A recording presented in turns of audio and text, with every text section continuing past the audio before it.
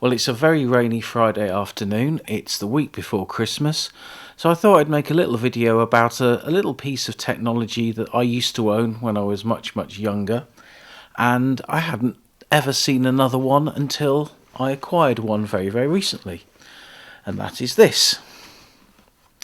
This is the own brand WHSmiths personal stereo cassette player, model number 831. This was their in-house brand, and it was the second personal cassette player I had. The first one I had was a clone of the famous blue Sony Walkman, and that fell to bits after about 2 or 3 years, and I got this one round about 1985, I would say, maybe 1986. And I always remembered at the time it had really great sound reproduction, and it was very simple, but it had good sound. And I replaced it with a Sony a few years later, but I kind of wish I'd kept it. And anyway, I recently acquired one of these off eBay, so I thought I'd do a little video on it. So anyway, I'm going to take it out of the box. That's a nice sturdy cardboard box, and inside got this polystyrene tray that's still almost intact. This would have been a full sheet that went over the top of the player.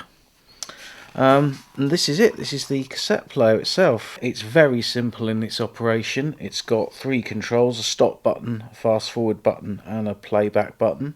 There's a volume control on that side, and if we flip to the back, it's just got a headphone socket and a DC power inlet. It was £12.99 when it was originally sold, and it was also made in Japan for other manufacturers.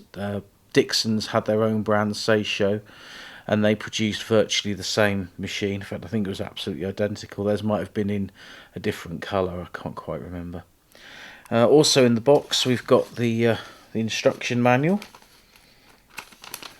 which is a nice little piece of paper. Shows you how to plug it into the mains adapter. Shows you how to wind a tape with a Bic biro, should you need to know that fact. Interestingly, its frequency response is rated at for 100 Hz to 8 kHz. Well, I think the frequency response is actually better than that. Certainly, back in the day, I could certainly hear well above 8K, and it sounded really good to me. All I know is at the time that I bought this, I was very pleased with the sound quality, and I thought what I would do is do a test to see if this is as good as the deck that I had when I was 13. So what I've done is I have got the best cassette at the time when this deck was new is this. It's the TDK SA90. This is an old one. I bought a whole pile of these when I was on holiday in Amsterdam a few years ago from a flea market. These were my favourite tape back in the 80s. They were very expensive. They were £2.75 each in WHSmiths at the time, but the quality of them is great, and I still think they're great now. I use these tapes to record stuff at home. And the music I thought I'd record on that tape was some of my band, Secrets for September, which is this CD here. And this is the first album that we did. In fact, basically, it was mostly a solo project for me. But the music's all instrumental, and it's got lots of high frequencies and low frequencies. So I think it would be a good tester to see what the cassette deck sounds like. So what I'm going to do is I'm going to go and plug this into the computer, and I'm going to hook it up and let you have a listen to see what the deck sounds like. This is the audio interface that I'm using. This is the Tascam U1800, and I've got it plugged into the jacks on the front here. So I'm going to pop the tape into the machine. It's a little bit stiff sometimes to go in. There we go. And I'm going to hit play and see what it sounds like.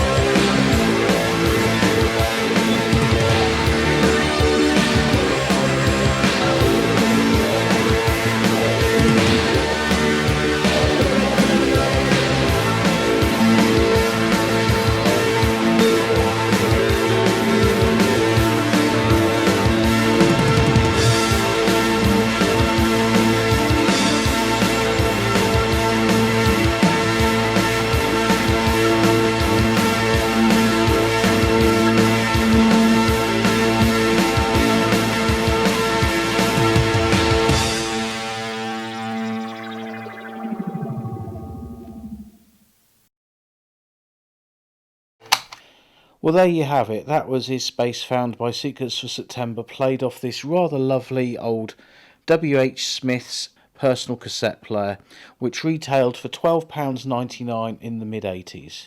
Well, I thought that recording came out pretty well, and if you look at the frequency information that's on the recording, that will kind of back it up, because whereas most of the audio information is mostly below 16k, you can see that, for something that was specified as being top end 8k, it's not doing too bad at all. And if I just zoom out a little bit, you can see that for a cassette that was, designed at a price, the frequency response is very, very good indeed.